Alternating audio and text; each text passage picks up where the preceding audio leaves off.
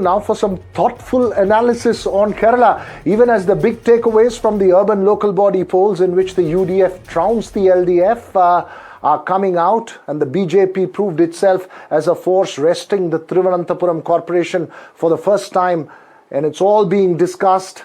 It was another salvo from Thiruvananthapuram Member of Parliament Shashi Tharoor to the Congress High Command that's dominating the headlines, while endorsing a post on X by an analyst suggesting that Tharoor represents a different ideological tendency in the Congress to that of Rahul Gandhi's.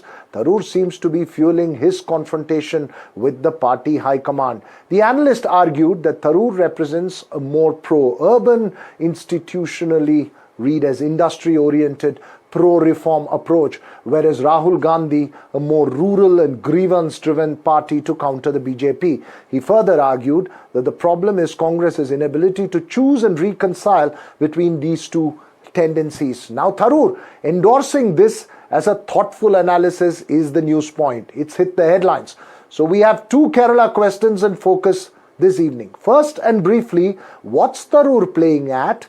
And what's the end game in this face-off between him and the party leadership? And then the more important one, perhaps, the big takeaways from the local body elections ahead of the assembly polls. And can this be juxtaposed to predict the outcome of the assembly polls? Joining us this evening, NDTV's Ashwin Nandakumar, senior journalist S. Anil and Ajay Kant. We'll also have political analyst Joseph Matthew on the show. My first up question, Ashwin, and this is a brief one. What's the sense you're getting of the end game in this Tharoor versus Congress High Command exchange? Because it seems pretty clear that he can't go to the BJP. There's not much space there for him. B, he seems to be constantly in friction with the Congress High Command. Do you see this ending, or do you see an end to it?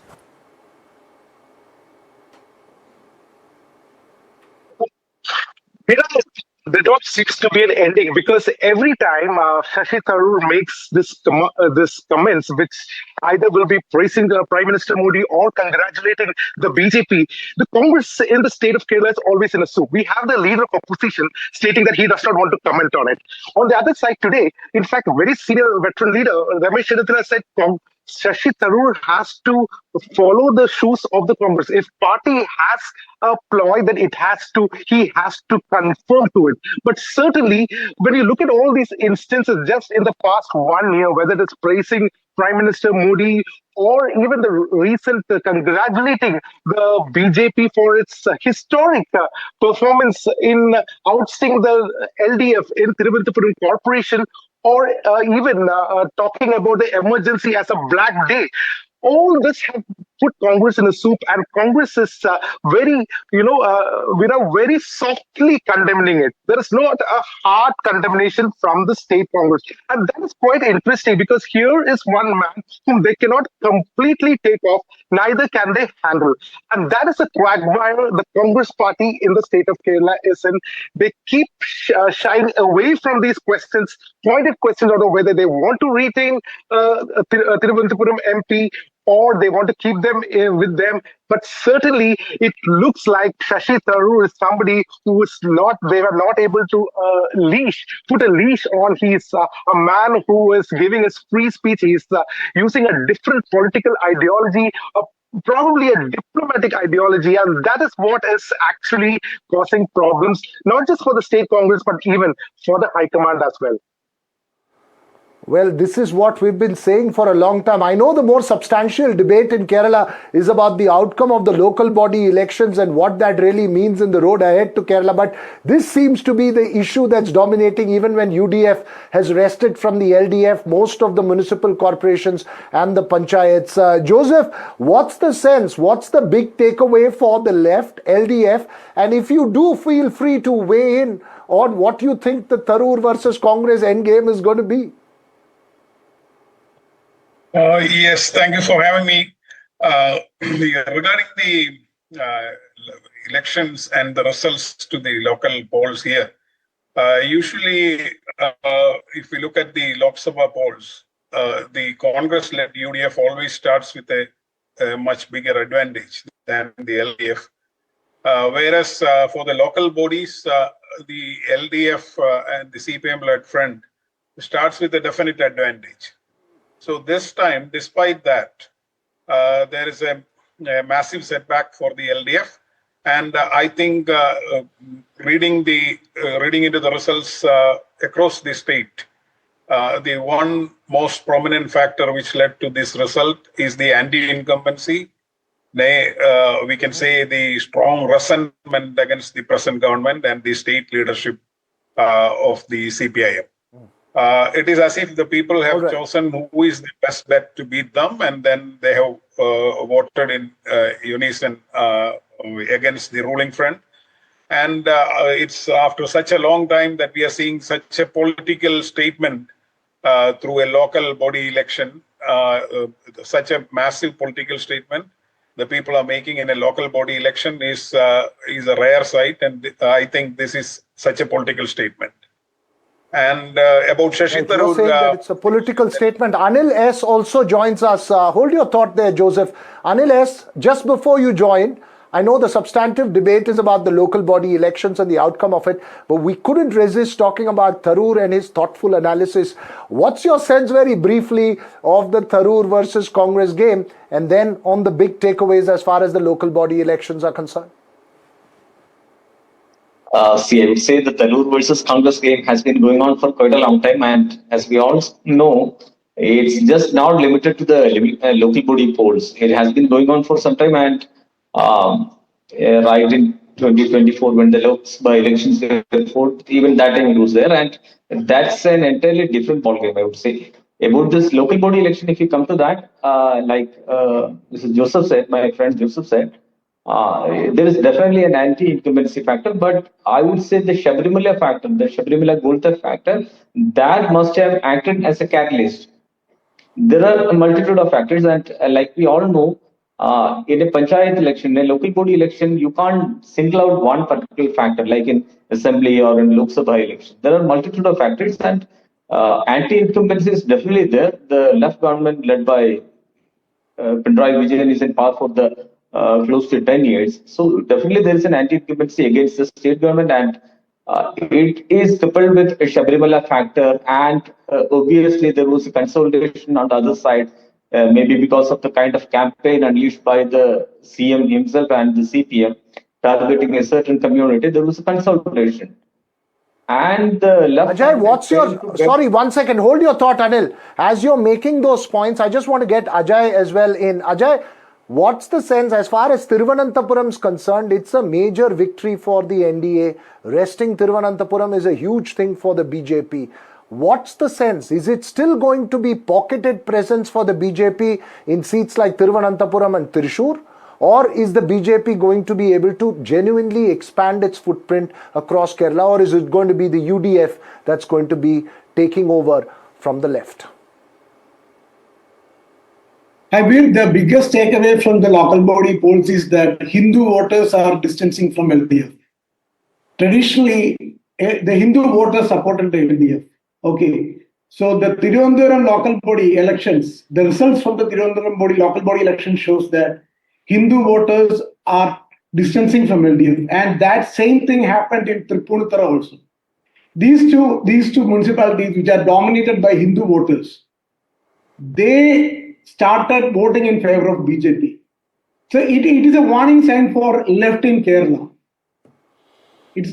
So that is the biggest takeaway. Hindu voters are distancing from LDF. Hindu voters distancing from LDF. Would you agree, Joseph? No, I don't. Because all the others, the Muslim voters, the Christian voters, they also distanced from the LDF this time. So Kerala has voted in unison. All the factors, you look at Thrissur, Ernakulam, Idukki, Pathanamthitta, all the old bastions of UDF have come back. All these are Christian-dominated areas. Plus, you look at the vote share of the BJP, it is around about 15-16%. It is down from the 20% that they gathered in Lok Sabha polls. I know Lok Sabha polls are different. But if you look at the local body elections also, it's around about the same share of votes that they had. You take Trivandrum municipality out of the picture. Of course, Trivandrum is a prestigious win for them. And the LDF tried its best to guard it. But they couldn't. But you take it away, you look at the other seats, then you can see that other than the corporation seats, you look at all the other seats, they are on par with others. The BJP thing, if you look at it, there is only one Jilla Panchayat, district Panchayat seat that they have won. That is in Kasaragod. And others also have one seat. You look at the block panchayat seats.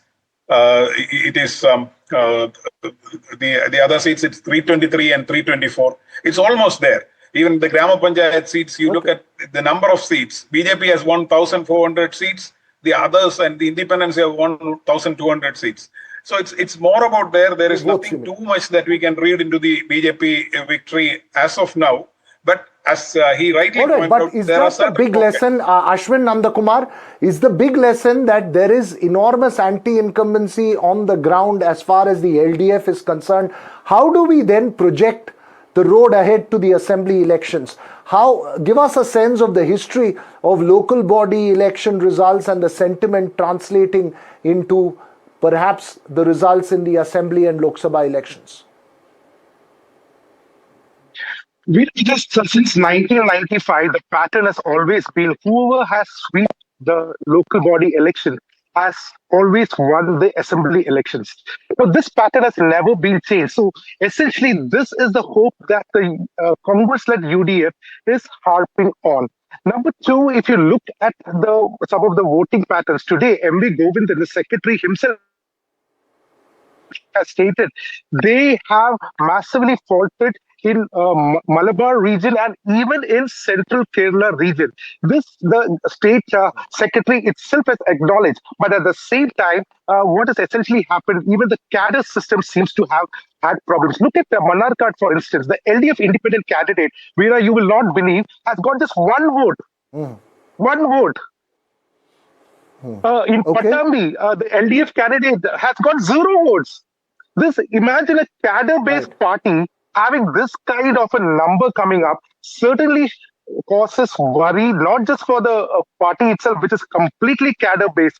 In any ward, at least there will be 100 votes for them, and that is not to be seen anywhere. And that is where, as Ajay had pointed out, that the key voters, which is the OBC section among the Hindus, the Irava voters have digressed. It certainly looks like away from the LDF, which are the foot soldiers of the party. And those foot soldiers who have been traditionally voting, the Christians traditionally voted for the Congress. For some time in the last election, they may have changed. But today they have also voted. Because Anil, weigh in on the points that Ashwin is making.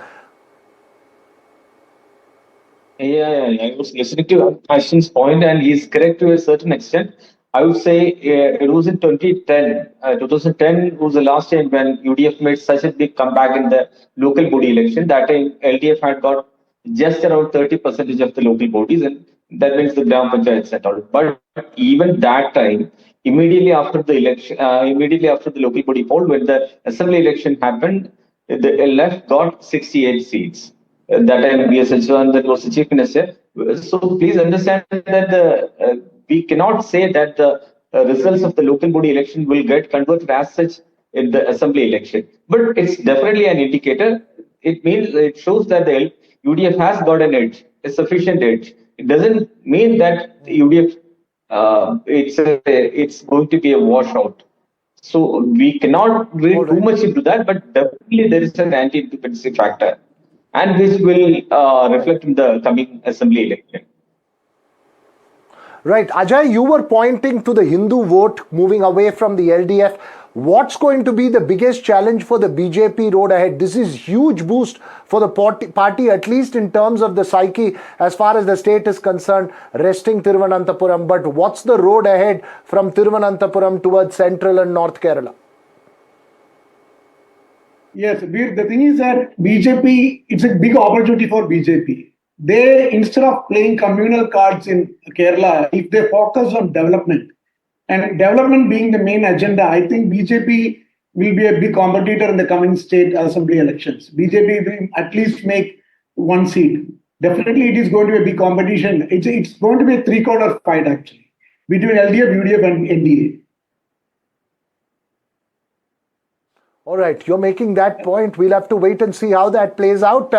Very briefly, I asked all of you the question on Shashi Tharoor. Ajay, what's your sense on Shashi Tharoor? Because Thiruvananthapuram seems to be becoming a BJP place of sorts in Kerala. It has been on the works for a moment. Thiruvananthapuram is also where Shashi Tharoor is from.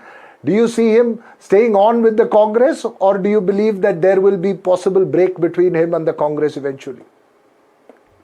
Yeah, you look, Tharoor is a brand in Kerala actually, because when Tharoor makes a statement, he weighs its pros and cons. So he purposefully made this statement. He knows that there will be some discussion on this statement. And the thing is that it's not easy for Tharoor to come out of Congress and for the Congress to eject Tharoor also. So it's a wait and watch game. Most probably, Tharoor is playing his cards very. I don't know how Tharoor would explain it in his English, but it's a wait and watch game in simple terms. We'll have to wait and watch what happens, but it looks like that troubled marriage continues for the moment in Kerala, and also the import of those local body election results. That's all we have time for on the Southern View this evening. News and updates continue right here on NDTV.